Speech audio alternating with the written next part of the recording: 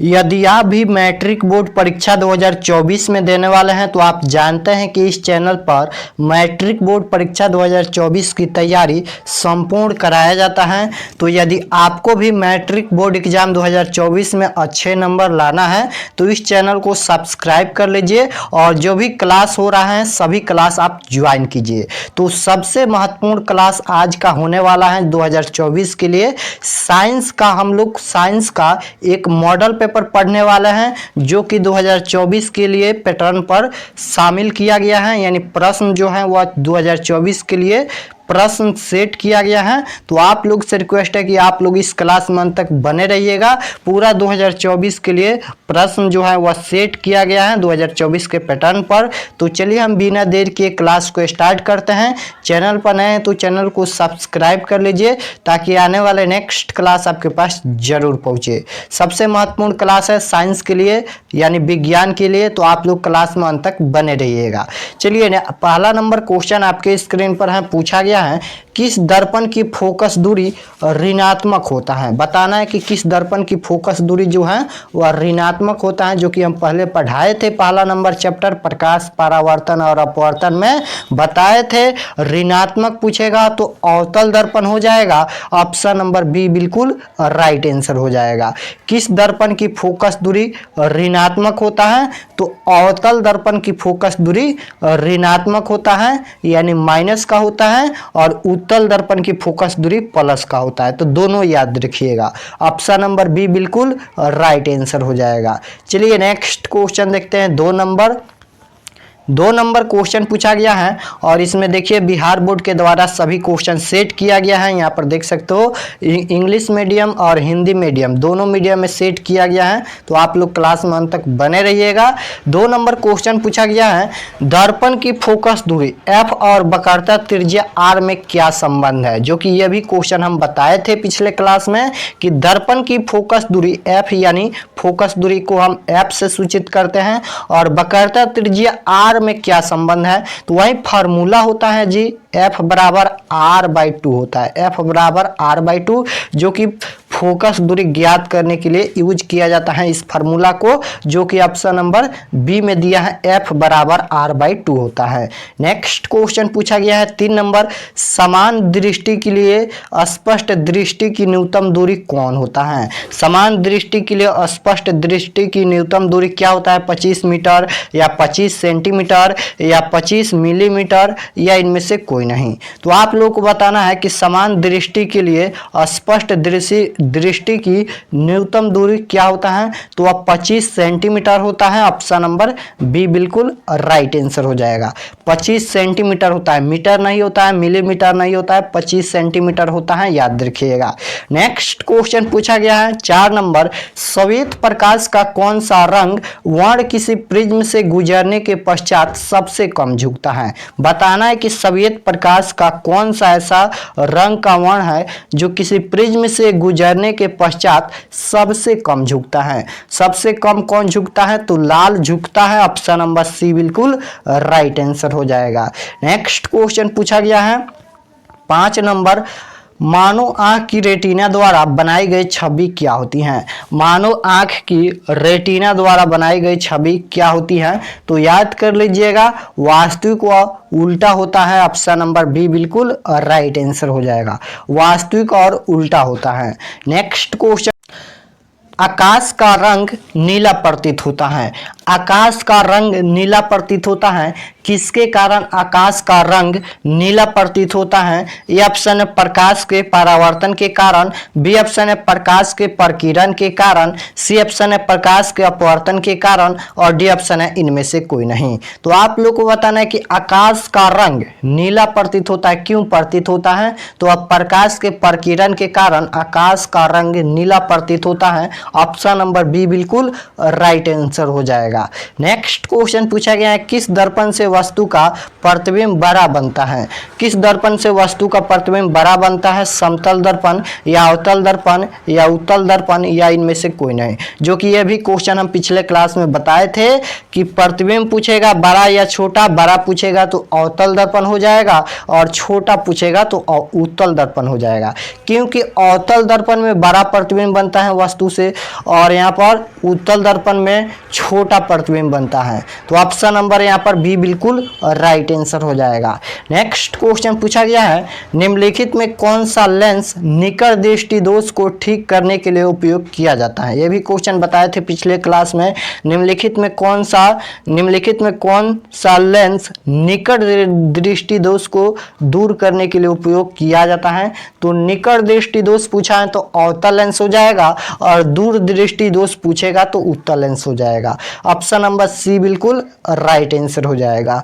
Next question पूछा गया है निम्नलिखित में से कौन सा उपकरण विद्युत धारा की उपस्थिति को दर्शाता है। निम्नलिखित में कौन सा उपकरण विद्युत धारा की उपस्थिति को दर्शाता है, गैल्वेनोमीटर या मोटर या जनरेटर या वोल्टमीटर।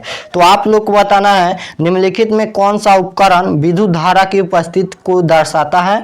तो गैल्वेनोमीटर दर्शाता है। ऑप्शन नंबर ए बिल्कुल राइट आंसर हो जाएगा। नेक्स्ट क्वेश्चन पूछा गया है कि दाएं हाथ के अंगूठे के नियम को किसने प्रतिपादित किया। बिल्कुल ऐसा ही प्रश्न आप लोग को 2024 में मिलेगा। आपके 2024 के पैटर्न पर यह सभी क्वेश्चन सेट किया गया है, जो कि एक सबसे महत्वपूर्ण क्लास मैथ के इसी प्रकार से हम बता दिए हैं। अगर उसका क्लास नहीं किए हैं तो डिस्क्रिप्शन में लिंक है। 10 नंबर है दाएं हाथ के अंगूठे के नियम को किसने प्रतिपादित किया था। तो इसका राइट आंसर ऑप्शन नंबर यहाँ पर ऑस्ट्रेड नहीं होगा, फ्लेमिंग नहीं होगा, सी ऑप्शन है। यहाँ पर आइंस्टीन ये भी नहीं होगा, गलत है। डी ऑप्शन होगा, मैक्सवेल हो जाएगा। ऑप्शन नंबर डी बिल्कुल राइट आंसर हो जाएगा। नेक्स्ट क्वेश्चन पूछा गया है कि विभवांतर का एसआई मात्रक होता है। विभवांतर का यूनिट क्या होता है, वोल्ट होता है या ओम होता है या एम्पियर होता है या कूलम होता है। तो विभवांतर का एसआई मात्रक याद कर लीजिएगा, वोल्ट होता है। ऑप्शन नंबर ए बिल्कुल राइट आंसर हो जाएगा। नेक्स्ट क्वेश्चन पूछा गया है निम्नलिखित में किस संयोजन द्वारा प्रतिरोध का मान बढ़ता है। तो आप लोग को बताना है कि निम्नलिखित में किस संयोजन द्वारा प्रतिरोध का मान बढ़ता है, श्रेणी क्रम या समानांतर क्रम या दोनों क्रम या इनमें से कोई नहीं। तो इसका right answer option number B हो जाएगा, समानांतर क्रम में प्रतिरोध का मान बढ़ता है। नेक्स्ट क्वेश्चन पूछा गया है 13 नंबर चुंबकीय बल रेखा की प्रकृति क्या होती है। चुंबकीय बल रेखा की प्रकृति क्या होती है। तो इसका right answer option number A हो जाएगा, काल्पनिक होती है। याद रखिएगा काल्पनिक होती है। नेक्स्ट क्वेश्चन पूछा गया है 1 किलोवाट घंटा किसके बराबर होता है। 1 किलोवाट घंटा किसके बराबर होता है। तो इसका right answer option number C हो जाएगा, 3.6 गुना 10 के पावर 6 जूल के बराबर होता है। ऑप्शन नंबर सी बिल्कुल राइट आंसर हो जाएगा। नेक्स्ट क्वेश्चन पूछा गया है नवीनकरणीय ऊर्जा का स्रोत क्या है। नवीनकरणीय ऊर्जा का स्रोत क्या होता है। तो इसका right answer option number B में दिया है, सौर ऊर्जा होता है। याद रखिएगा नवीकरणीय ऊर्जा का स्रोत सौर ऊर्जा होता है।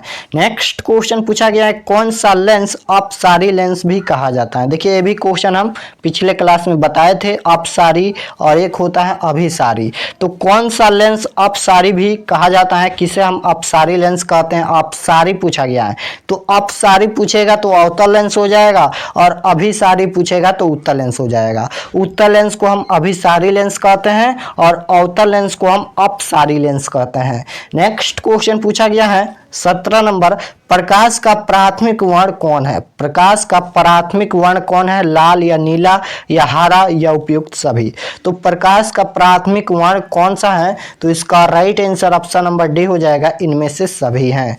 नेक्स्ट क्वेश्चन पूछा गया है निम्नलिखित में से कौन नेत्र का रंगीन भाग होता है। निम्नलिखित में कौन नेत्र का रंगीन भाग होता है। ए ऑप्शन है कार्निया, बी ऑप्शन है पुपिल और यहाँ पर सी ऑप्शन है रेटिना, डी ऑप्शन है आइरिस।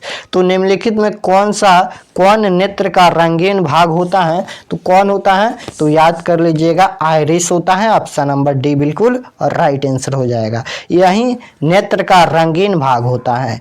नेक्स्ट क्वेश्चन पूछा गया है 1 HP बराबर क्या होता है? 1 HP बराबर क्या होता है? तो इसका right answer option number A हो जाएगा 746 वाट होता है। 1 HP बराबर 746 वाट होता है।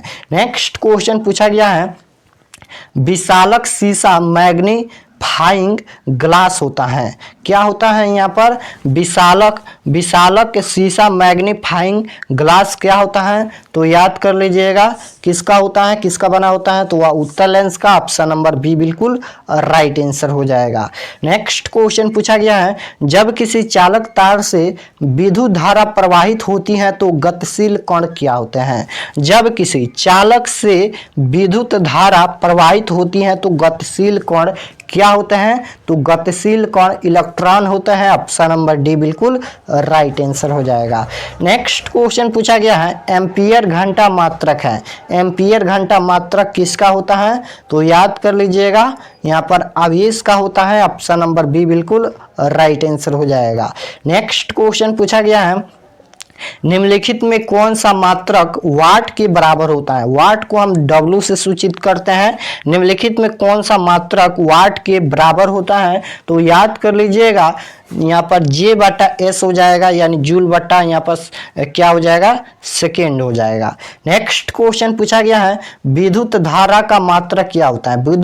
विद्युत धारा का ऐसा मात्रक बताना है, यानी यूनिट बताना है कि क्या होगा विद्युत धारा का ऐसा मात्रक, एम्पियर या वोल्ट या ओम या वाट। तो विद्युत धारा का ऐसा मात्रक क्या होता है? तो एम्पियर होता है। ऑप्शन नंबर ए बिल्कुल राइट आंसर हो जाएगा। चलिए नेक्स्ट क्वेश्चन है 25 नंबर ग्लोबल वार्मिंग के लिए उत्तरदायी गैस कौन है? ग्लोबल वार्मिंग के लिए उत्तरदायी गैस कौन होता है? तो याद रखिएगा CO2 होता है, यानी कार्बन डाइऑक्साइड होता है, जो कि ऑप्शन नंबर ए में भी नहीं है, बी में भी नहीं है, सी में, ऑप्शन नंबर सी में दिया है CO2 यानी कार्बन डाइऑक्साइड होता है। नेक्स्ट क्वेश्चन पूछा गया है शरीर में भोजन का पचना किस प्रकार की अभिक्रिया है? शरीर में भोजन का पचना किस प्रकार की अभिक्रिया है? उपचयन या संयोजन या विस्थापन या अपचयन।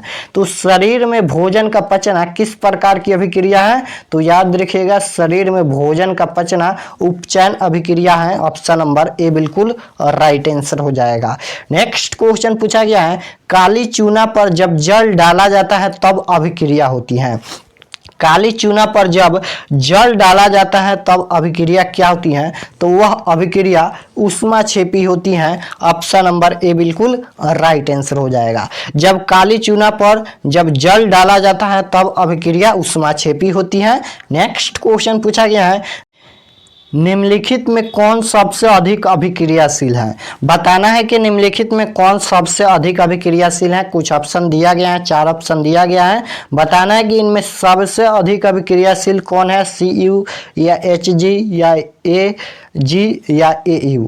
देखिए इसका संकेत यानी इसका नाम हम एक अलग से वीडियो बना दिए हैं कि Cu क्या होता है, Hg क्या होता है, Ag क्या होता है, Au क्या होता है, जो कि सबसे पहले केमिस्ट्री पढ़ने के लिए इसे याद करना पड़ेगा। तो आप लोग वीडियो देख लीजिएगा, डिस्क्रिप्शन में लिंक है।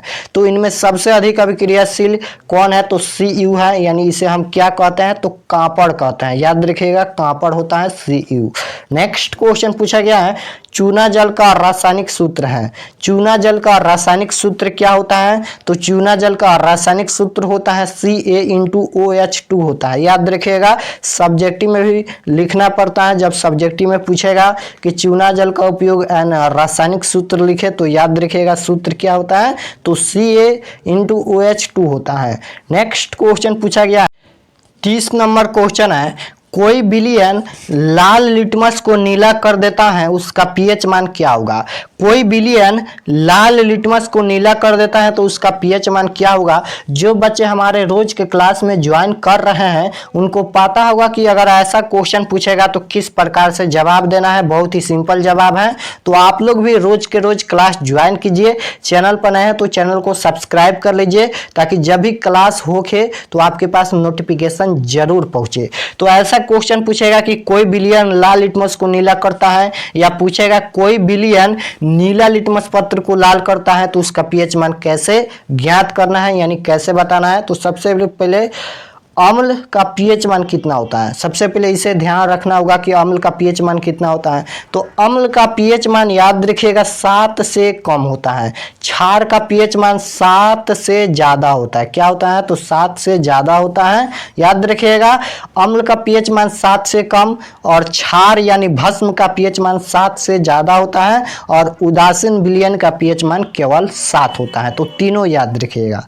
तो देखिए, कोई विलयन लाल लिटमस को नीला करता है, तो लाल लिटमस को नीला कौन करता है, तो क्षार करता है, यानी भस्म करता है। तो भस्म का पीएच मान यानी क्षार का पीएच मान अभी हम बताए हैं 7 से ज्यादा होता है। तो इनमें 7 से ज्यादा कौन है, तो 7 से ज्यादा 11 है, 10 है, यानी ऑप्शन नंबर डी में दिया है ए और बी दोनों। तो इसका right answer option number D हो जाएगा, ए और बी दोनों होगा, क्योंकि लाल लिटमस को नीला करता है क्षार, और क्षार का पीएच मान 7 से ज्यादा होता है। 7 से ज्यादा इनमें 11 है, 10 है, तो इसका right answer option number D हो जाएगा।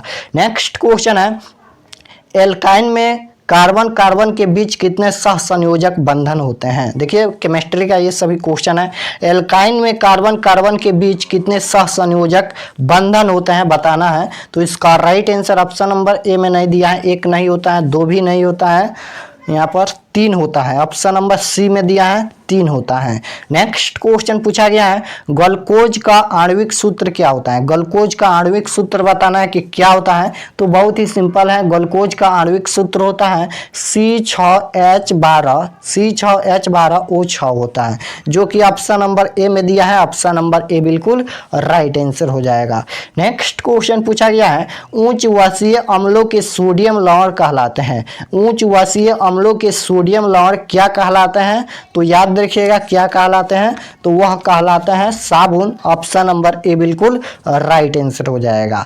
नेक्स्ट क्वेश्चन है, यहाँ पर अबाउंड CHO अभिक्रियाशील मूलक को क्या कहते हैं। यहाँ पर अबाउंड दिया है, अबाउंड CHO अभिक्रियाशील मूलक को हम क्या कहते हैं। अबाउंड CHO अभिक्रियाशील मूलक को बताना है कि क्या कहते हैं। तो बहुत ही सिंपल है, क्या कहते हैं जी, तो कहते हैं उसको एल्डिहाइड। ऑप्शन नंबर ए में दिया है, ऑप्शन नंबर ए बिल्कुल राइट आंसर हो जाएगा।